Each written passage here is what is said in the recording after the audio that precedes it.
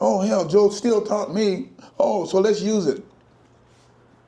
So we run 64 Joe. We don't call it a sprint job. I said, we're going to go back and give you the ball. You know, sometimes on that deep draw play, you 6, 7 yards back there, they go smack, you get your butt kicked, 7-yard loss. They knock that snot out of you. That can happen. Or you can make a 2-yard gain. That can happen. Mm-hmm. But I'm telling you guys, I'm going to tell you, from that sideline to that sideline, there is a hole. Jimmy, there is a hole. There is a hole, Jimmy. The problem is you got to find it.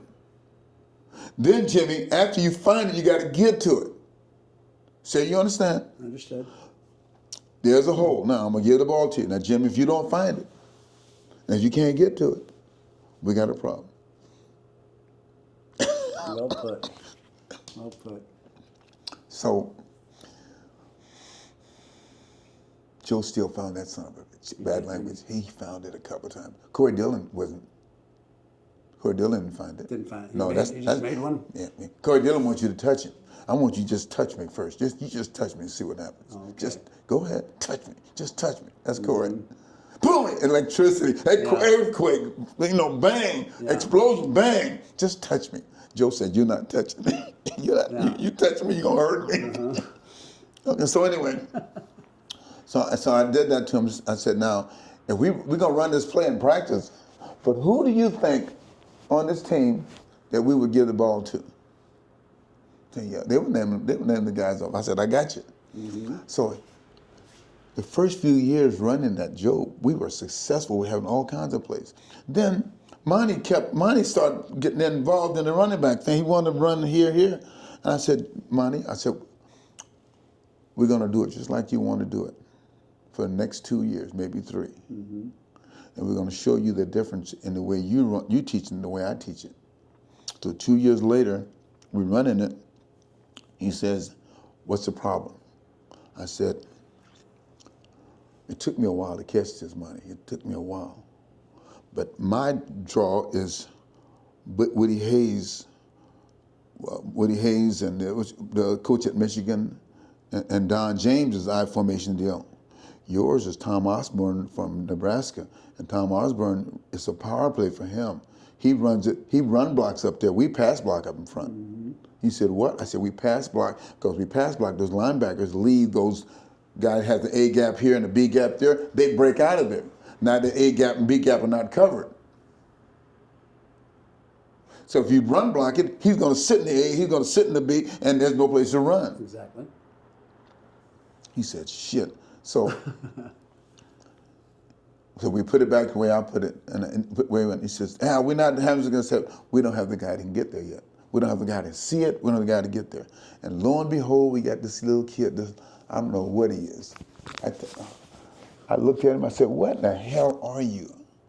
We got a multinational thing. "What are you?" His name is Uriah Stringfield. He looks like a Hawaiian. I said, "Stringfield, how did they mess your name up? You got this big old beautiful face and they call you Stringfield? Don't mess my name up."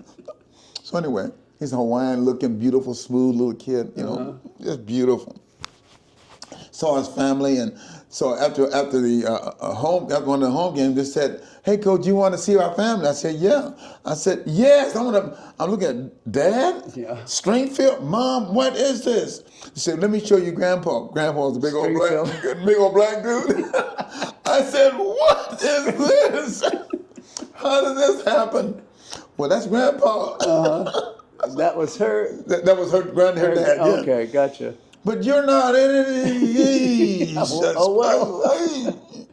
How's Corey Dillon doing these days? Magnificent. Oh, good. But you got to understand what he did, though. Yeah, tell me. Stay away from Seattle. He stayed away? Yeah.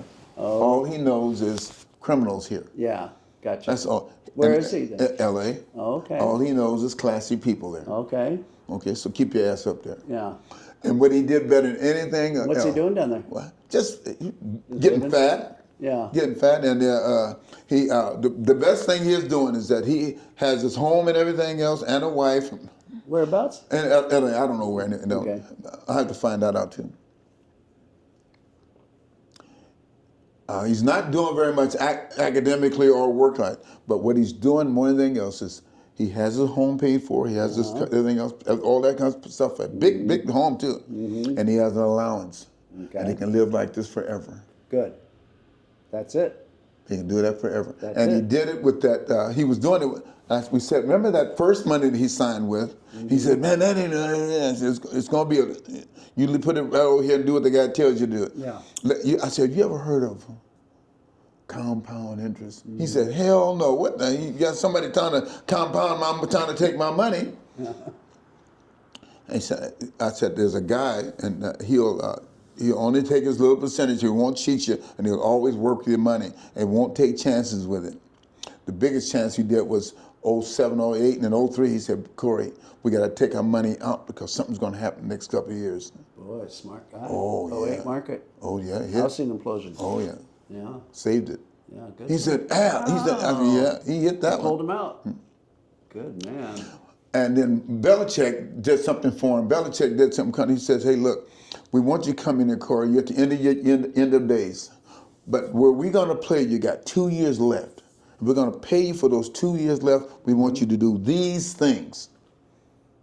I love it. Just want to do these yeah, that things. made me smile Oh just hearing that. shit! Just do these. I'm not going to ask you to do anything else, Jimmy, but you're going to do Yeah, these things. So absolutely. anyway, when they play here and they gave him good money, he took that money. He said, "Coach Al, you want to tell you what I did with that bonus?" I said, "You did exactly what you." He said, "I did." Oh, good. That's why he's able to do that. That's Now, what I was hoping to hear. now, when Corey bounced in and out, I said, "You letting your boys know you come into town and they all sitting up there ready for you and then they want to do these things.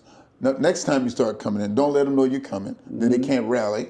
I said, "And then stop coming to Seattle." Yeah. He said, "Al, that's my boys." I said, Interesting. I said, "They're your boys, but Yeah. I'm going to tell you something. This is bad language, Corey. In 3 to 5 years, they won't be there. They'll be drugged out or dead or in jail." So he called me once, boy, and he was crying, almost crying. He said, "Coach Al." I said, "Yeah, my boys." I said, "I know." Good. Or in prison, Yeah. or or strung out. If Corey was with those guys, he wouldn't take the drugs, he wouldn't do anything, but he'd be right there. So if some damage happened, he's a part of it. Corey Dillon did this. So he goes to LA, ran into a bunch of guys in LA, and they were just neat guys. And said, "Oh, Corey, we don't do that over here. We do this. This is what we do." That's what he does. Perfect. Yeah. I'm so happy to hear that. But believe it or not, he's not really a leader. Yeah. He's a follower. That's what I was going to say earlier. He's a following fella, boy. But anyway, that's my boy, and I still love him, and still love him. Carol Jane just passed. Yes, she did. Yeah. Yes, she did. She Very was- sad on multiple levels. I mean, I'm very sad for her, obviously. Very sweet lady, but it's the end of an era. It is. It's we're becoming obsolete. There are some people like Don James out there. Yeah. There were some people like Don James who really brought all the way in. And if I had to go back with, I had to go back with the guy, Chuck Noll had that in him. Chuck Noll had that. The guy with the hat in Dallas had that in him. What was it? Landry.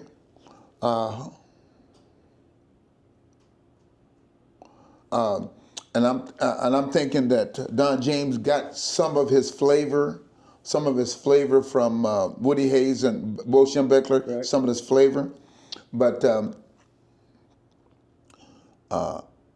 Carol, I used to sit in Coach James's office all the time, and I said, "Okay, you have a pickup. I can't find your pickup yet. Your pickup. I can pick up."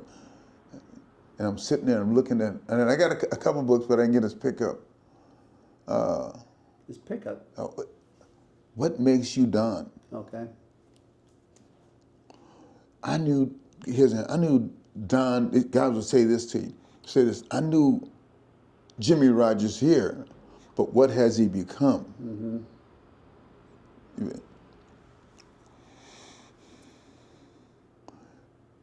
Don read those leadership books by John Maxwell. And John Maxwell started up those things in 71, 72. And Don James read every one of them, the precise principle thing,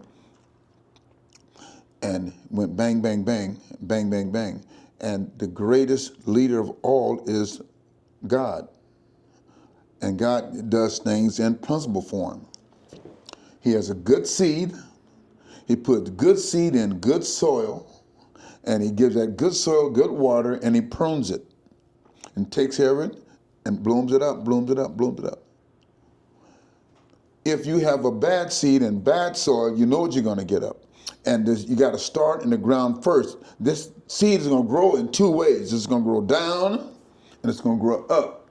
If it goes up and you see it's bad, you know the fruit is bad. You know the seed is bad. So when you come to the University of Washington, you are planting nothing but good seed because it's good soil. You got to bring it, and we only bring in the people that are going to be, or that are leaders, not followers. You got to bring in leaders. They're going to be head coaches someplace.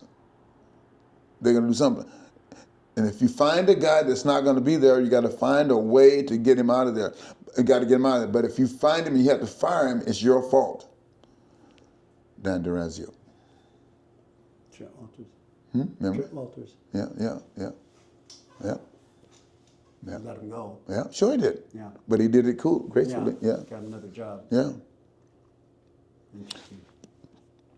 You don't know all these things. You don't know all these things. Mm-hmm. And so I'm looking around and he said, Al, one of the best things you can do to a former coach to see if he's going to give you a good recommendation is call him and ask him if he'll hire you again.